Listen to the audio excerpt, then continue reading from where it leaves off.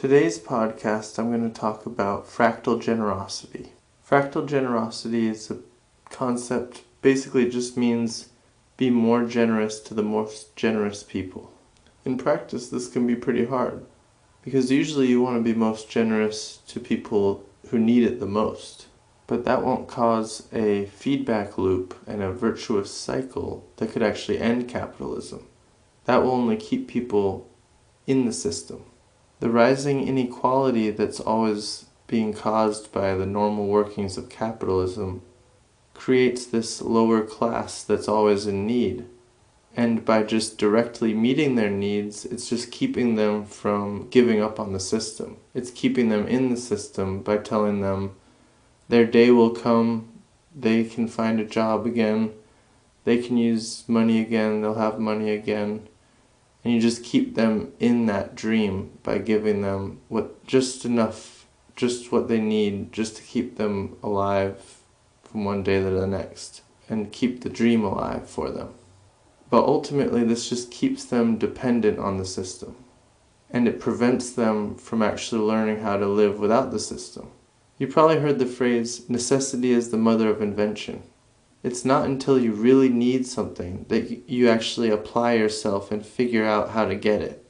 So by using all these systems of money to continue providing sustenance to people who would otherwise realize the flaws of the system and that they've been left out of the equation, instead they'll just think of themselves as this part of the equation, and that maybe eventually they can get over to that part of the equation, and they never really think outside of that equation. Fractal generosity, on the other hand, means prioritizing giving to the most generous. That means those who give the most. And it's not those who give the most material wealth, because that would favor people who already have material wealth. But it's who gives the most of what they do have. So if you have someone who gives 90% of what they own away, then it doesn't matter whether what they own was just something that could fit in a shopping cart or whether it was a giant mansion. Because if someone gives more than someone else, it's more like a percentage. Like, how giving are you with what you do have? So I've been working with the concept for a while, and I realized that it becomes this us versus them thing if you're not careful. The generous people help the generous people, and then everyone else is not generous, and then in a way, in this society, everyone's quite a bit greedy, so it's hard to even tell who's more giving. And if they are more giving, they're usually more giving to people in need, which is back to that charity paradigm, which is not the same as fractal generosity, because when you're just getting resources and giving them to people in need, although it's helping them, it doesn't create this feedback loop where they can help themselves. So it keeps this idea of being a mutually beneficial system is never really happening, because it's just there's winners and losers, and then the winners take care of the losers so that the losers don't revolt. And that's essentially what charity is.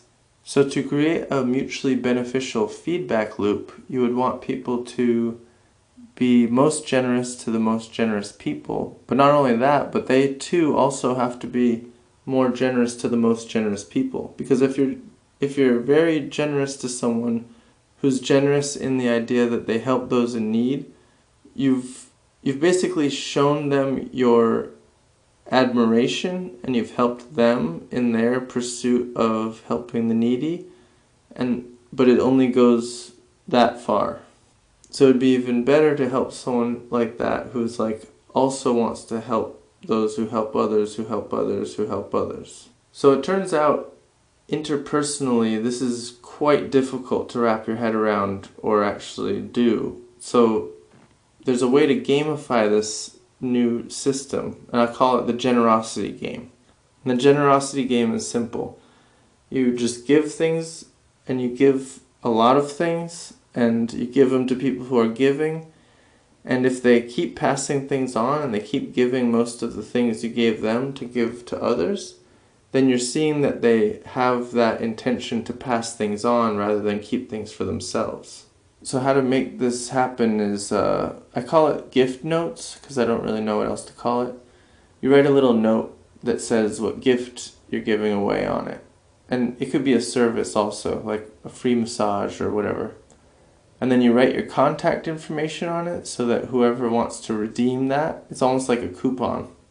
They can call you or email you, and then they can get whatever that thing is, that goods or service that you're offering.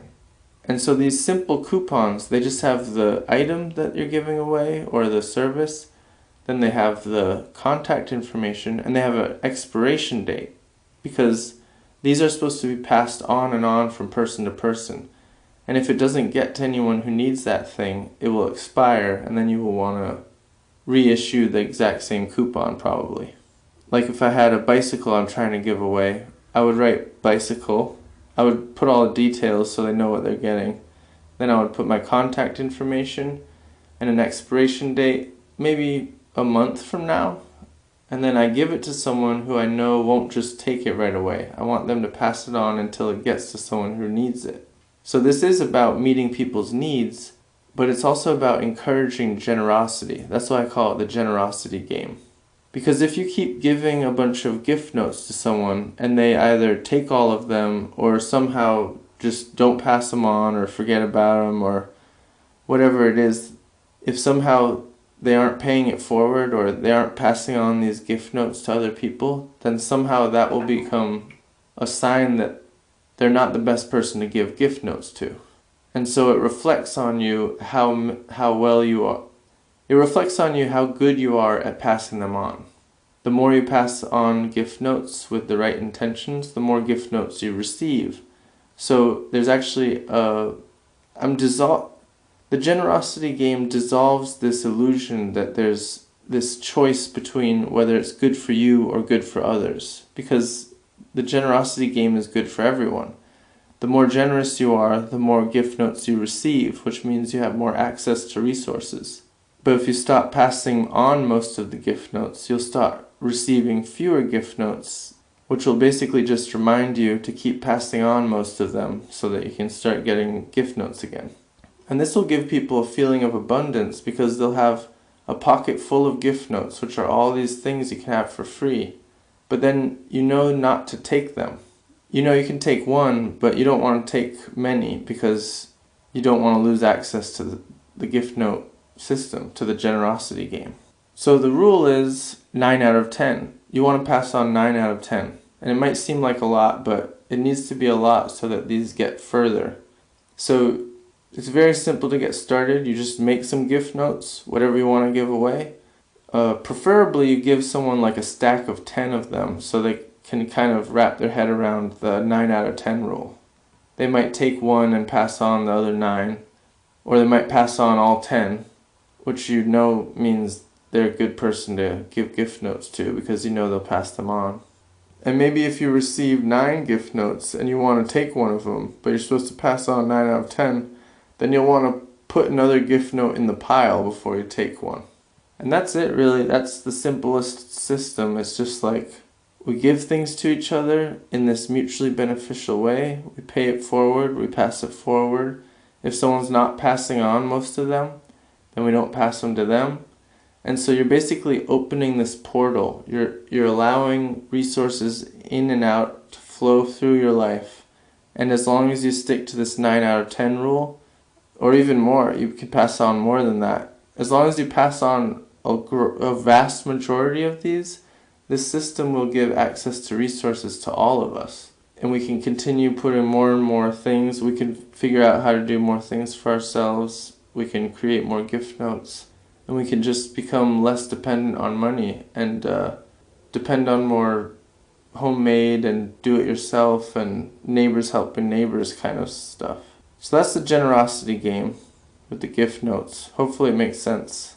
This is just a quick explanation. It's very straightforward. I feel like I'm missing something, but it really is that simple. We just pass on gift notes. You don't trade them or anything, you just pass them on, but then you scrutinize each other basically. Just a little, not like there's no surveillance or anything, but presumably you know personally anyone you're passing on gift notes to. So you'll probably notice if they're like redeeming every gift note that comes their way. But it doesn't require like a heavy surveillance system. It just requires people knowing each other and knowing the person they pass on the notes enough to know that they're not going to just cash them all in, that they're going to pass most of them on. And then that's it. But just by like continuing to pass them on and put more in the stream, you'll continue to receive them. And then everyone will have this growing feeling of abundance as more and more things are coming through their hands. More and more resources are coming from this distribution system. And the generosity game can become a big part of how we meet our needs, and can really relieve a lot of the suffering and that the inequality of capitalism causes us. Alright, so I hope that makes perfect sense. If not, ask questions in the comments or whatever. This is just a quick explanation, so I might go more in depth another time, but hopefully that made sense. Alright, thanks for listening.